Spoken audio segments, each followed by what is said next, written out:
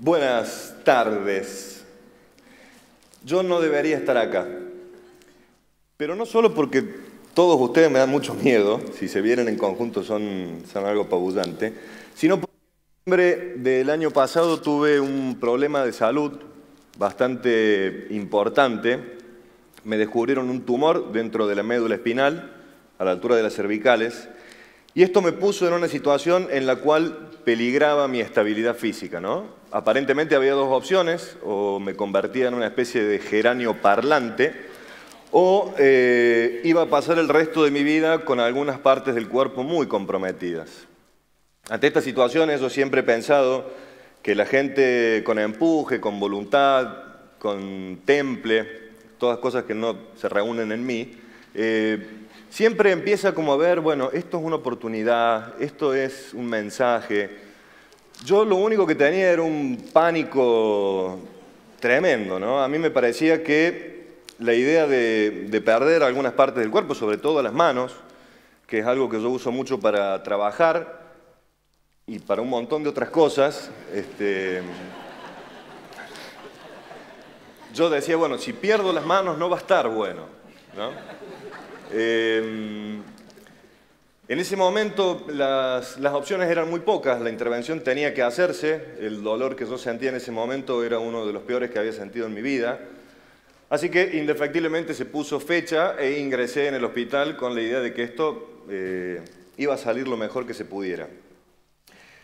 Hubo varias cosas que a mí me llamaron la atención. La primera fue que ante ese miedo que yo descubrí, un miedo nuevo, la reacción que yo pensaba que iba a tener, que era, tengo un tumor, se resumió a, bueno, esto lo tengo que canalizar por algún lado. Y voy a aprovechar que todavía me andan las manitos para escribir. Yo tengo un blog, esta cosa que es muy modernosa y muy interesante y que permite una conversación de igual a igual con un montón de gente que no sabemos quién es. Yo pensaba que era un espacio interesante para ir resumiendo lo que me estaba pasando para gente que yo conozco y a la vez para yo poder despegarme un poco del peso que eso tenía para mí, ¿no? Que era un peso específico bastante duro de sobrellevar. Decía que una de las cosas que empecé a aprender es que, por ejemplo, cuando uno ingresa en un hospital, lo primero que se pierde es la dignidad. La dignidad queda en la puerta. Y esto lo descubrí quizá el primer día cuando desperté de la terapia intensiva.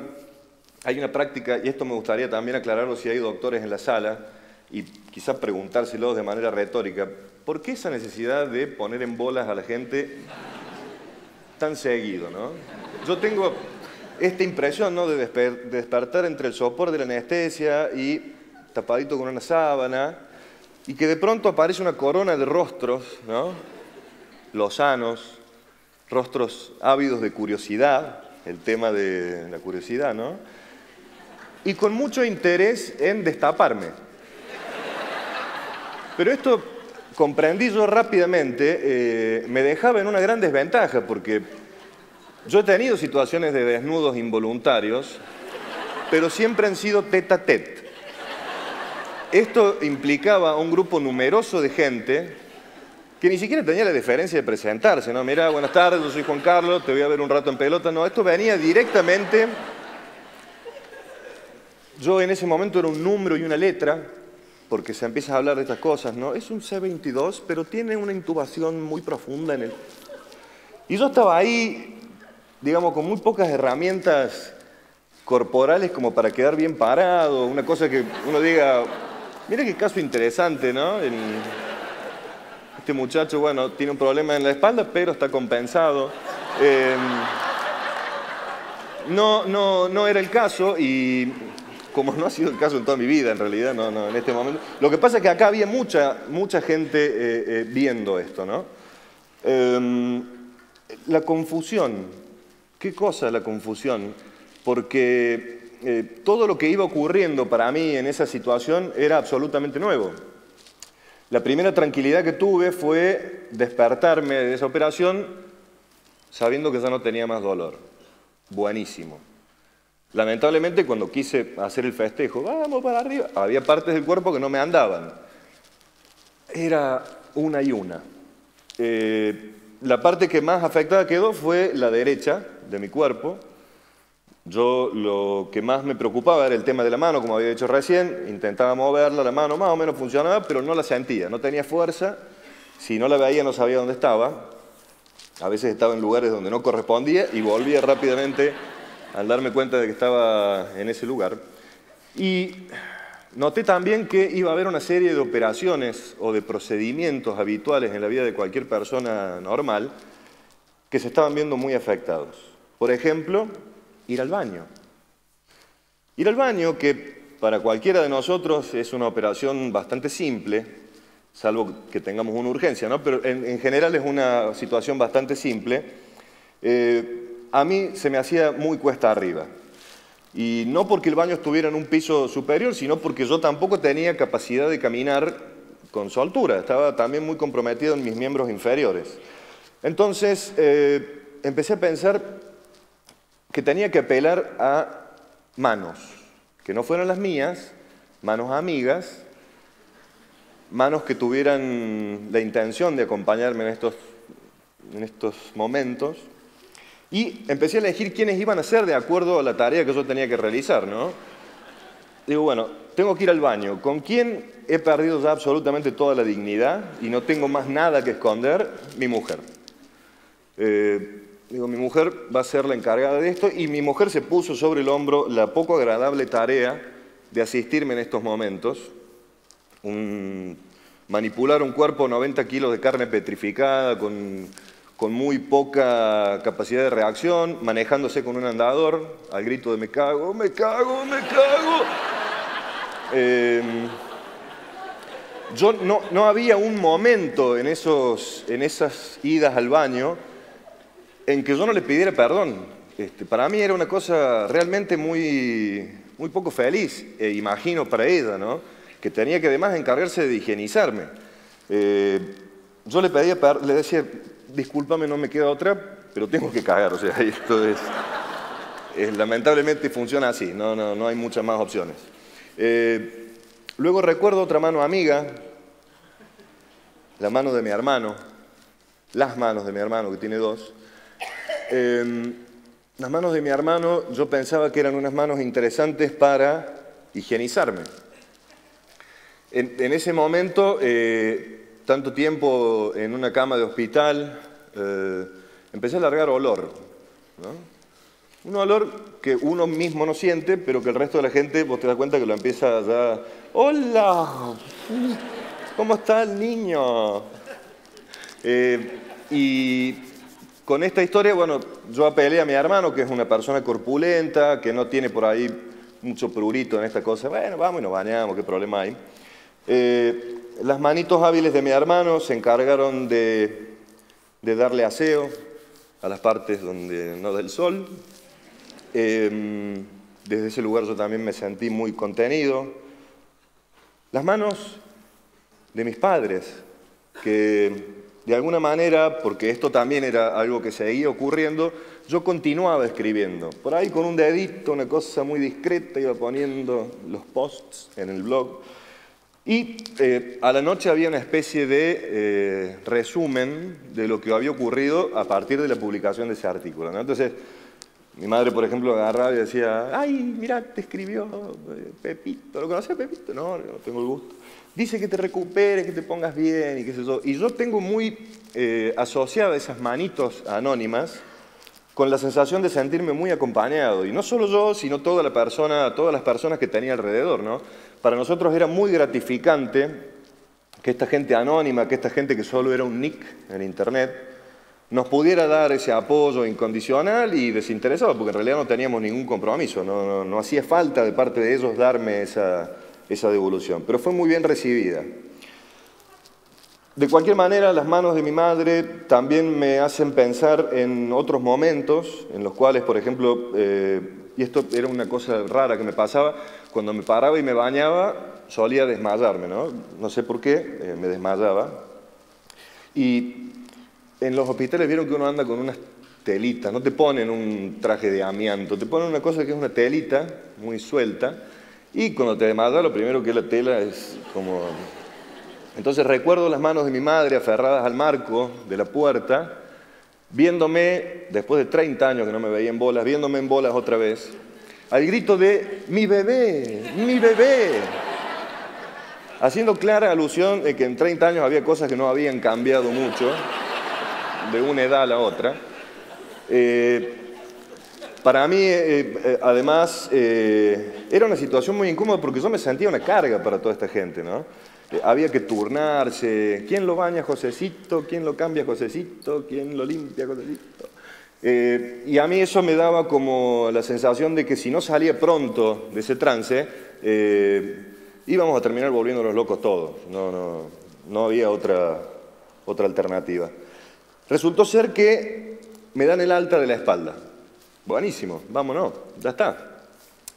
La noche que me dan el día que me dan en alta, a esa noche, la noche de ese día, como supongo yo que no sentía bien la parte derecha del cuerpo, y como había sido un severo tomador de analgésicos en el último tiempo por este dolor que era muy paralizante, la vesícula hizo ¡pum! Se reventó, se necrosó, no sé, tienen unos nombres técnicos muy precisos. La vesícula no me anduvo más. Entonces, se sumó a esta situación inicial una situación de un dolor nuevo, y yo ya empecé a sospechar, digo, esto no está muy bien, porque si sumado a esta historia de acá me empieza a doler de esta forma, yo comencé a preguntar, bueno, ¿de qué se trata esto? Pasé una noche con mucho dolor, y a la mañana siguiente me trasladan de urgencia a un quirófano para practicarme una cirugía y evitar, no sé, unas cosas raras que te pasan cuando se te explotan cosas dentro del cuerpo que no sé bien de qué se trata, pero es jodido. Yo tengo muy presente esta situación porque el dolor que yo sentí en ese momento incluso era peor que el que sentía en la espalda, ¿no? Y hay otra práctica muy frecuente en la medicina, que es que cuando uno tiene un dolor muy fuerte, se inyecta morfina. O sea, no te inyectas vos, sino que viene gente y te inyecta morfina. Entonces, me duele. Venía alguien e inyectaba, ¿no? Me vuelve a doler. Y yo recuerdo que desde la habitación donde estaba hacia el quirófano, hubo como una festichola, una fiesta de la morfina. Fue una cosa... Yo no recuerdo haber consumido nunca una sustancia en tan poco tiempo, con tanta vehemencia, sin ser un rockstar, ¿no? Porque era un chico más de la ciudad. Pero parecía que mientras iba, la gente que andaba por ahí, iba el gordo. Y era una cosa que... Llegué a ese quirófano bañado en morfina, con la certeza absoluta de que de ese quirófano yo no iba a salir. Estaba convencido de que no iba a salir de ahí porque esto había tomado un tinte, decía yo en ese momento, peligroso. ¿Cuál era mi preocupación en ese momento? Tenía dos. La primera era, ¿quién va a escribir el final de esta historia? Porque yo he venido haciendo un relato, he venido cronicando este proceso en un blog. De una manera u otra, habrá gente que se sienta identificado, no, pero mi relato, el que yo estoy construyendo, en este momento queda huérfano. ¿Quién va a conocer ese último capítulo mejor que yo, que lo estaba viviendo de primera mano? Primera preocupación. Segunda preocupación, ¿cuál iba a ser mi epitafio? ¿No? Hay gente a lo largo de la historia que ha tenido como ideas brillantes para epitafios. Yo no me había puesto a pensar nunca que, y esto les doy como consejo, vayan pensándolo, porque lo van a necesitar. Vieron que hay gente que en la lápida pone, que solo sé que no sé nada, ¿no? Perdonen que no me ponga de pie para saludarlo. Yo la última frase que pronuncié fue, alcáncenme un papagayo que no quiero morir meado. Y yo, mientras los vagos de la anestesia me iban ganando y me iban haciendo perder el contacto con la realidad, imaginaba esa lápida, ¿no? E imaginaba a mis hijas yendo a ese cementerio. Acá está papá, perdonen, alcáncenme el papagayo que no quiero morir meado. Cuando yo desperté de esa cirugía, que a las claras salió bien, no sabía dónde estaba, no sabía qué hora era. Otra vez estaba esta gente viéndome en bola. Tenía cable y manguera y cosas por todos lados. Era una especie de alien en estudio médico, y lo único que yo sabía era que tenía que contar que había salido de eso y que había tenido muchísima suerte. A mí hay otros momentos de esta historia que, a pesar de que yo le cuento por ahí con un poco de liviandad, en ese momento me pesaba un montón, me pesaba muchísimo. Esta es la parte en la que me pongo serio. Así. El dolor, pero también había momentos, me parecía a mí, que resultaban muy esperanzadores. Por ejemplo, mi primer desayuno. No el primer desayuno que tomé, sino el primer desayuno que me pude preparar por mis propios medios, que para mí fue una odisea. Ir hasta la cocina y preparar ese desayuno para mí fue una cosa que no... Tanto es así que en el momento en que yo lo terminé de hacer, digo, me tengo que sentar y escribir este desayuno. Este desayuno es el mejor desayuno de mi vida, ¿no?